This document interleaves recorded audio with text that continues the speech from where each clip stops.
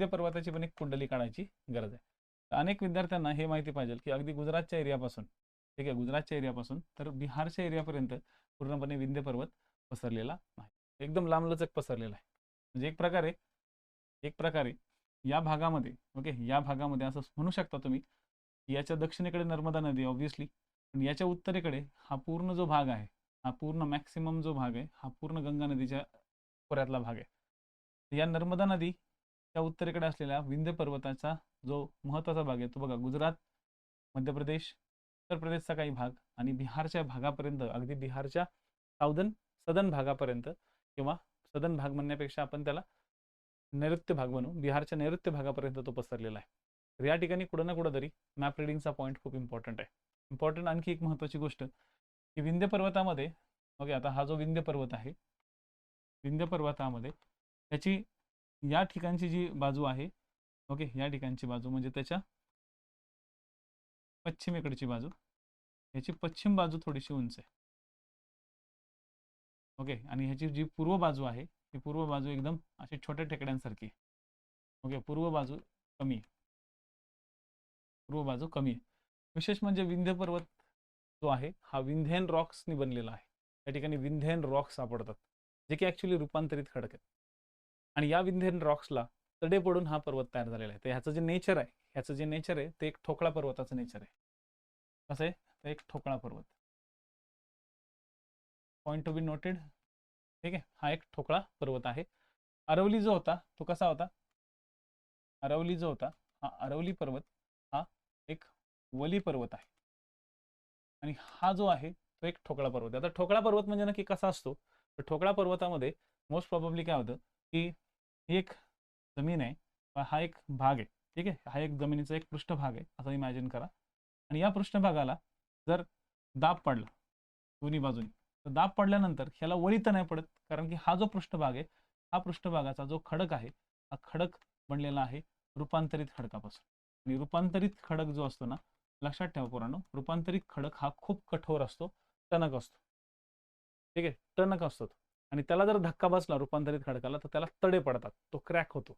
Crack झाल्यामुळं काय झालं?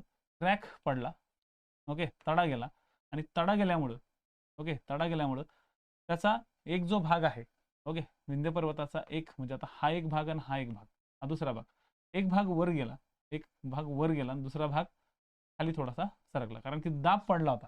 दाब पडल्यामुळं काय झालं? हा जो एक नंबरचा भाग आहे तो असा असा वरती गेला, ठीक आहे, असा वरती आला, आणि 2 नंबरचा भाग हा, ओके, हा 2 नंबरचा भाग सुद्धा त्याच्या खाली गेला. म्हणजे थोडक्यात याने इकडून दाबलं, याने तिकडून दाबलं, हा 2 नंबरचा भाग खालच्या साईडला आणि हा 1 नंबरचा भाग असा वरच्या साईडला. तर यामुळे काय होतं? यामुळं, ओके, दोन्ही बाजूनी दाब पडल्यामुळं, ओके, हा भाग जो आहे ना तो वर उचलला गेला, ओके, हा भाग वर उचलला गेल्यामुळं या ठिकाणी अचानक एका पर्वताची निर्मिती झाली. बघा, एकदम असा स्लोप तयार झाला. पहिले स्लोप होता का इथं असं काही, किंवा असा उतार होता का पर्वतासारखा? नाही. आता एकदम असा या ठिकाणी उतार तयार झाला, ओके, आणि 2 नंबरची जी जमीन होती किंवा 2 नंबरची जमीन होती ती सुद्धा एक प्रकारे अशी कलते, ती पण त्याच्या खाली शिरते. तर त्याच्यामुळे काय होतं? 1, 2 असे एकदम एकावर एक ब्लॉक चढल्यासारखे होतात. एक ब्लॉक पहिले हे असे होते, चढून असे झाले, एकमेकांच्या अंगावरती त्या ठिकाणी ते आले. त्याच्यामुळे या ठिकाणी एक काय ते निर्माण होतो? तर एक ठोकळा पर्वत निर्माण होतो, ठीक आहे. ह्याला म्हणतात फॉल्ट पडून किंवा तडे जाऊन निर्माण झालेला ठोकळा पर्वत, ओके. आणि तुम्हाला हे माहितीच आहे की नर्मदा नदीच्या दक्षिणेकडे खचदरी पडलेली आहे. आता ही खचदरीची स्टोरी काय ते आपण नंतर पाहू. आता सध्या विंध्य पर्वताच्या फेवरमध्ये आपण काम पाहू. तर विंध्य पर्वताचा एक बेसिक अप्रोच लक्षात ठेवा. विंध्य पर्वत खूप इम्पॉर्टंट पर्वत आहे, याच्यावरती क्वेश्चन विचारले जाऊ शकतात. मग कसे क्वेश्चन विचारले जाऊ शकतात? तर विंध्य पर्वतावरती आधारित सगळ्यात पहिले त्याची लांबी विचारली जाऊ शकते. विंध्य पर्वत एक्झॅक्टली असा पूर्व पश्चिम नाहीये, तो थोडासा वरच्या बाजूने असा टिल्ट झालेला आहे, म्हणजे थोडासा वरच्या साईडला गेलेला आहे, एकदम सरळ नाहीये. हा एकदम झारखंडच्या साईडला शिरत नाही, हा कुठल्या बाजूला जातोय? बिहारच्या साईडला थोडासा सरकतोय. या विंध्य पर्वतामध्ये सगळ्यात पहिले ज्या ठिकाणी गुजरातचा आणि मध्य प्रदेशचा भाग आहे त्या प्रदेशामध्ये याला विंध्यांचल म्हटलं जातं, ठीक आहे. या प्रदेशामध्ये काय म्हणतात त्याला? तर विंध्यांचल म्हणून ओळखलं जातं. विंध्य पर्वताची एक आपण टोपोग्राफिकल स्ट्रक्चर तयार करून घेऊ. विंध्य पर्वत जो या साईडला आहे, या भागामध्ये विंध्य पर्वताच्या काही अशा, जसं मी तुम्हाला 1-2 सांगितलं होतं तशा अशा काही पर्वतरांगा समांतर पर्वतरांगा काही तयार झाल्या होत्या विंध्य पर्वताला. तर या विंध्य पर्वताच्या ज्या समांतर रांगा झाल्या त्याच्यातला हा जो भाग आहे दिस इज कॉल्ड विंध्यांचल. ओके, किंवा विंध्य पर्वत त्यालाच म्हणतात विंध्य पर्वत. आणि इथं या बाजूला जो वळी पडून तयार झालेला आहे असा गेलेला आहे वरती तो आहे अरवली. आणि मी कालही सांगितलं होतं की अरवली आणि विंध्यांचलच्या मध्ये या प्रदेशामध्ये एक पठार आहे. त्या पठाराला काय म्हणतात, या भागातल्या पठाराला, त्या भागातल्या पठाराला म्हणतात माळवा पठार. ठीक आहे, तर लक्षात आलं. विंध्यांचलच्या पुढं, ठीक आहे, विंध्यांचल पर्वताच्या थोडंसं पुढे गेल्यानंतर भंडेर नावाचं पर्वत आहे. ठीक आहे, काय आहे भंडेर. ओके, याचा एक समोरचा जो भाग आहे ओके विंध्य पर्वताचा त्याला भंडेर पर्वत म्हणतात. भंडेर पर्वत जो की MP UP च्या बाजूला आहे. आणि शेवटी UPच्या साईडला MPच्या बाजूनं बिहारच्या साईडला गेलेलं त्याला म्हणतात कैमूर. त्याला काय म्हणलं जातं, कैमूर. कैमूर. आणि शेवटी पारसनाथ टेकड्या. ठीक आहे, पारसनाथ टेकड्या.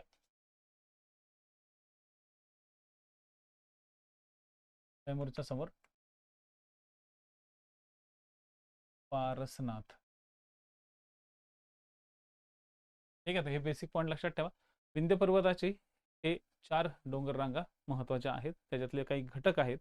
आणि जस्ट यांच्या दक्षिणेकडे जी भाग आहे ह्या दक्षिणेकडचा भाग आणि उत्तरेकडचा भाग, तर उत्तरेकडच्या भागामध्ये मोस्ट प्रॉबेबली यमुना नदीच्या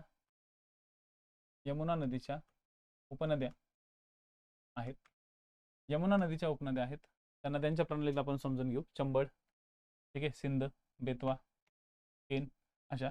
आणि दक्षिणेकडच्या बाजूला या ठिकाणी पूर्णपणे एक नर्मदा नदी जी आहे ह्या नर्मदा नदीचं खोरं आहे. नर्मदा नदीचे खोरे. उत्तरेकडच्या बाजूला कचदरी वगैरे नाहीये, पण उत्तरेकडच्या एरियात बॅडलँड तयार झालेला आहे.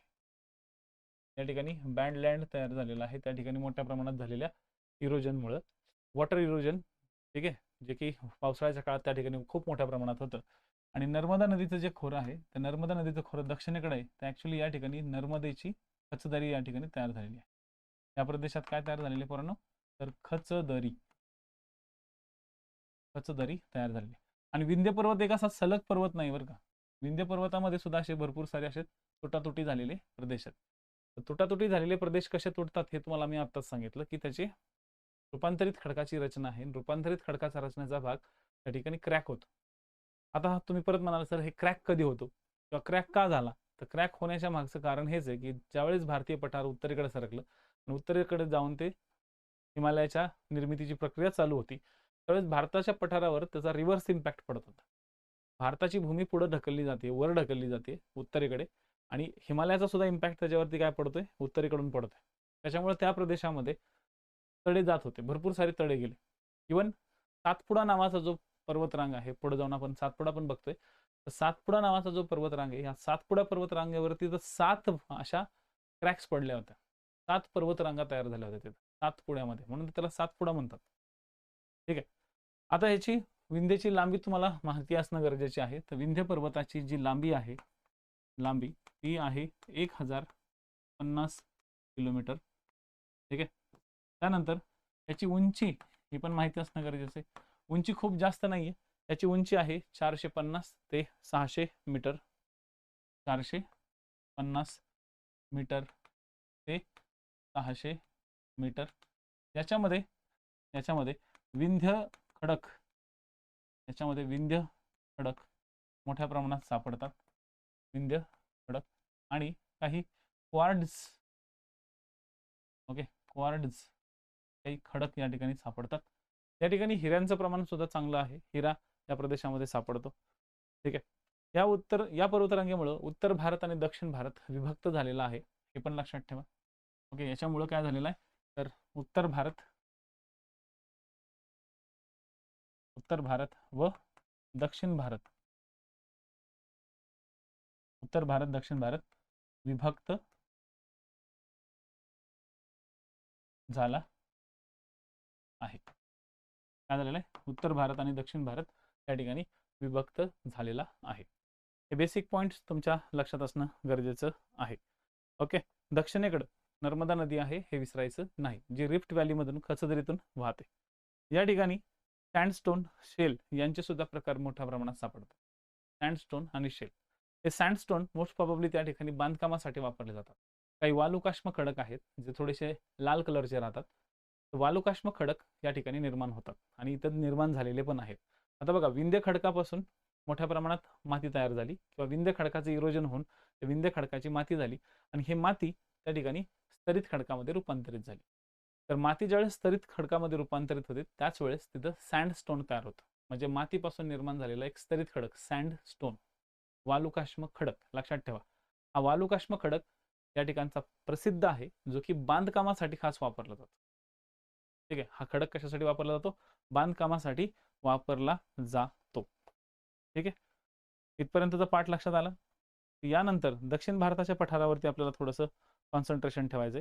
ठीक आहे, दक्षिण भारताचा पठाराचा भाग आपल्याला लक्षात ठेवायचा आहे. आता दक्षिण भारताच्या पठारामध्ये ज्यावेळेस येतो त्यावेळेस नर्मदा नदीच्या दक्षिणेकडे आपल्याला यायचे, जो आहे सातपुडा डोंगररांग, जो की इथंच तुम्हाला लगेच सांगेल सातपुडा डोंगररांग कुठे आहे. तर सातपुडा डोंगररांग जो पसरलेला आहे तो या ठिकाणी महाराष्ट्राच्या उत्तरेकडच्या बाजूला पसरलेला आहे. आणि अशावरती यावरती क्वेश्चन जे विचारलेलं आहे, मेन्समध्ये क्वेश्चन टार्गेट झालेलं आहे की महाराष्ट्राच्या उत्तर सीमेशी संबंधित किंवा उत्तर सीमेशी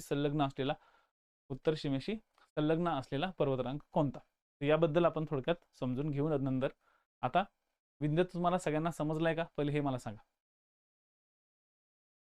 विंध्य समजलाय सगळ्यांना? तर नसेल समजला तर काही नाही समजलं ते मला कमेंट बॉक्समध्ये नक्की टाका. मॅप रिडिंगची बॅच किरण गुरुजी ॲप्लिकेशनवरती अवेलेबल आहे.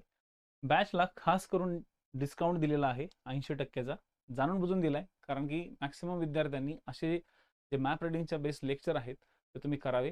आता या मॅप रिडिंगच्या यूट्यूबच्या लेक्चर्समधून तुम्हाला फक्त बेसिक छोटी छोटी इन्फॉर्मेशन मिळेल, अगदी 5-10 मिनिटाची. पण तुम्हाला जर सखोल बॅच करायची, पूर्ण 1-1 तासाचं लेक्चर कव्हर करायचं आणि आपला अभ्यास चांगल्या पद्धतीने डेव्हलप करायचा आहे जिओग्राफीचा, तर ही मॅप रिडिंग बॅच नक्की अवेलेबल आहे. कुठे मिळेल? तर ही तुम्हाला किरण गुरुजी ॲप्लिकेशनवरती मिळेल, जी की यूट्यूबच्या माध्यमातून मी काही फ्री बॅचेस किंवा फ्री कोर्सेस किंवा डेमो लेक्चर्स आपण म्हणतो ते घेतलेले आहेत. ओके, तर ते तुम्ही पाहू शकता. पण तरी पण या बॅचेसमध्ये आल्यानंतर तुम्हाला एकदम डिटेल ॲनालिसिस करून मिळेल आणि तेही मी मध्ये काही PYQचं सुद्धा एक्सप्लेनेशन देण्याचा प्रयत्न करतोय. ओके, नक्की जॉईन करा ही बॅच. धन्यवाद.